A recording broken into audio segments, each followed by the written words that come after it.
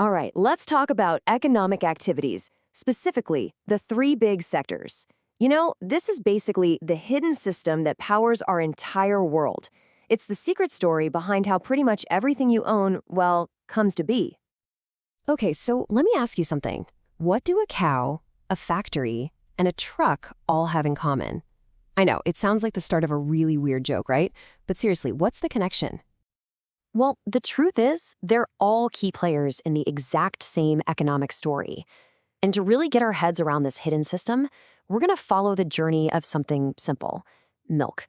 We'll use the real-life story of the Amul Cooperative in India to see how it all works. Okay, so let's kick things off. Our journey starts right at the source. This is the first and honestly the most fundamental economic sector. We call it the primary sector. So, what is it exactly? Well, the primary sector is pretty straightforward. It's all about activities that involve pulling raw materials straight from nature.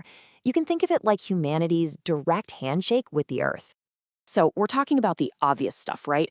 Like agriculture, farming, and raising livestock. But it's also things like mining for minerals, digging stuff out of the ground, or fishing in the oceans, and even forestry, cutting down trees for wood. Basically, if you're harvesting it or extracting it from the natural world, boom, that's a primary activity. And this brings us right back to our milk story with AMUL. That farmer milking the cow, that is a perfect example of the primary sector in action. The milk itself is the raw material, and it's being taken directly from nature, or, in this case, from the cow. But of course, raw materials are just the starting point, right? They need to be turned into something else. And that's where our next step, the secondary sector, jumps into the picture. What the secondary sector does is it grabs all those raw materials we just talked about and processes them into something totally new, into finished products. This is the world of making things, of building, of manufacturing. It's the factory part of our puzzle. And this sector is absolutely huge.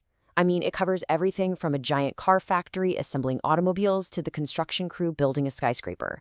It even includes things we take for granted, like generating the electricity that powers our homes or managing our water supply. So let's get back to our milk. This is the stage where that raw milk arrives at the Amul factory, and inside it gets processed and transformed into a whole bunch of different products: butter, cheese, milk powder, you name it. That raw material has officially become a finished good. Okay, so we've got our product, but that's not the end of the story. How does it actually get to you and me? Well, that brings us to the final piece of the puzzle, the tertiary sector. You'll probably hear this one called the service sector a lot. So the key thing about the tertiary sector is that it doesn't actually make a physical thing. Instead, it provides all the services that are essential for the other two sectors to even work. It's the glue that holds everything together and connects it all to us, the consumers. And the sheer variety of jobs in this sector is just astounding. We're talking about transportation, the trucks and trains that move everything around. We're talking about banking to finance it all, the retail stores where you buy stuff, healthcare, even modern services like software development fall under this umbrella.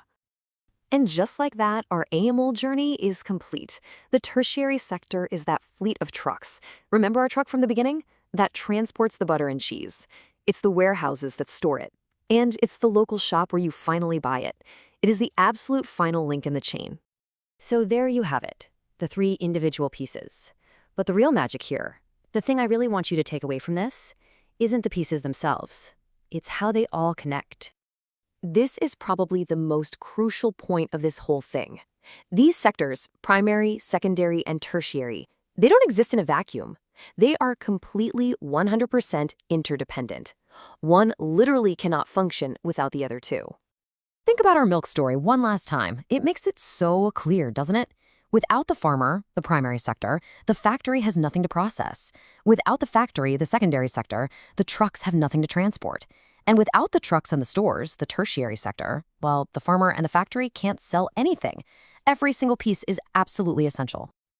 And listen, this isn't just about milk. This pattern is everywhere. It's the blueprint for how almost every single product you can think of gets made. Let's take something else, something totally different, like a book. Okay, how do you make a book? Step 1, you get wood pulp from trees. That's your primary activity. Step 2, a factory takes that pulp, manufactures it into paper, and prints the book. That's secondary. And step 3, bookstores, online sellers, delivery services, they all get that book to you. That's tertiary. See? It's the exact same pattern, just with different ingredients. One of the sources we looked at said it perfectly. It said none of the activities would have been possible had it not been for all three sectors working together. I mean, that just nails it, doesn't it? It's all about that interdependence.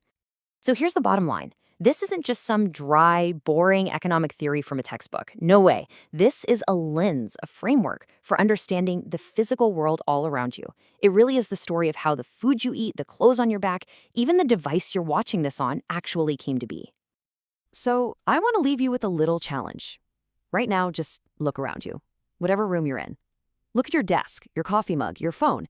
Can you trace their journey? Can you spot the primary, secondary, and tertiary sectors at work, all hiding there in plain sight?